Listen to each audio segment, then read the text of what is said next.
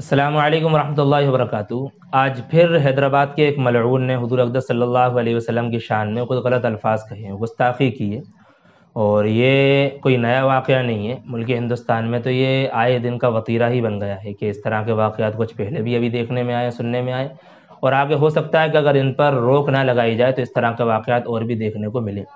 بہرحال تو مخاطب مسلمان ہیں کہ اگر مسلمان جو ہیں ان طریقوں کو جو میں بتانے والا ہوں، تقریباً 5 طریقے ہیں، جن میں سے 2 کا تعلق سیاست سے اور راجنیتی سے، اور 3 کا تعلق آپ کی اپنی خود کی ذات سے، تو اگر ان 5 باتوں پر عمل ہو اور یہ کارآمد ہو جائیں، اگر ان پر کام ہو جائے تو انشاءاللہ اس طرح کے جو واقعات ہیں گستاخی کے وہ بالکل ختم ہو جائیں گے یا نہ کے برابر بچیں گے انشاءاللہ تعالی۔ 2 چیزیں جن کا تعلق سیاست سے ہے۔ پہلی تو یہ کہ آپ کے جو بڑے ہیں، چاہے وہ دیندار ہوں یعنی دینی اعتبار سے بڑے ہوں یا سیاسی اعتبار سے بڑے ہوں، ان کی طرف سے ان ملعونین کے خلاف کوئی بھی کسی بھی طرح کی آواز اٹھتی ہے تو آپ اس کا ساتھ دیں۔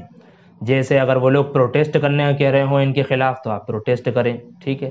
اسی طریقے سے اگر وہ لوگ کہہ رہے ہوں گرفتاری کی مانگ کر رہے ہوں تو آپ لوگ بھی ساتھ میں مل کر کے گرفتاری کی مانگ کریں، پہلا طریقہ۔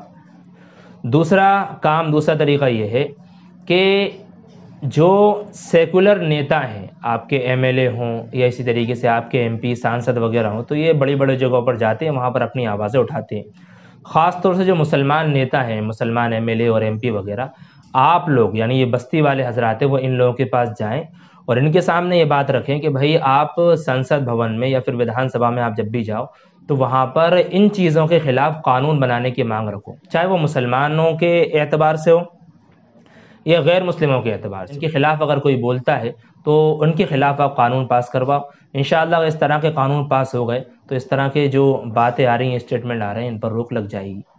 3 کام جو آپ کو خود کو کرنا ہے۔ سب سے پہلا کام یہ کہ آپ شیئر کرنے پر روک لگا دو۔ اس طرح کے جب بھی کوئی واقعات پیش آتے ہیں، کوئی ویڈیو آتی ہے تو ہم فٹافٹ یہاں سے وہاں شیئر کرنے لگتے ہیں اور سوچتے ہیں کہ بہت اچھا کام کر رہے ہیں۔ نہیں، اس طرح کی چیزوں سے اور زیادہ اہمیت ختم ہو جاتی ہے۔ اب کیا انسان کیا سوچتا ہے، بار بار تو ہو رہا ہے یہ چیزیں، ہونے دو، وہ تو پھر دھیان بھی نہیں دیتے، پھر کام میں ساتھ بھی نہیں دیتے، اس لیے شیئر کرنا بند کر دو۔ دوسری چیز یہ جو آپ کو خود کو کرنا ہے اور بہت ہی ضروری ہے کہ آپ خود حضور اقدس صلی اللہ علیہ وسلم کی سنتوں پر عمل کرو۔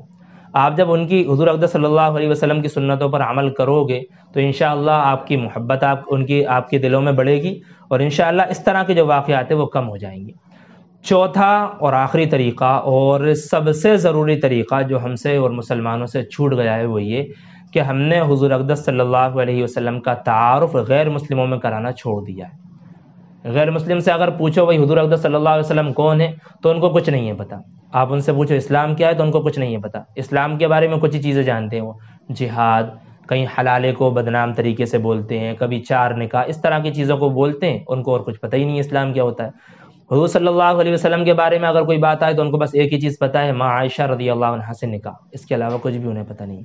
تو بھائی ذمہ داری کس کی بنتی ہے؟ ہماری ذمہ داری بنتی ہے نا کہ ہم ان کو جا کر کے بتائیں کہ بھائی آپ علیہ وسلم نے ہمیں کیا سکھایا ہے، پڑوسی کے حقوق سکھائے ہیں، ہمیں کس طریقے سے رہنا سکھایا ہے، فساد اور آتنکواد کو کس طریقے سے ناپسند کیا ہے۔ ہر ایک کے ذہن میں حضور کی محبت ہو جائے گی، جس طریقے سے مسلمانوں کے ذہن میں، ہر ایک کے ذہن میں ہو جائے گی، ہر ایک کو پتہ چل جائے گا بھائی حضور کون ہے۔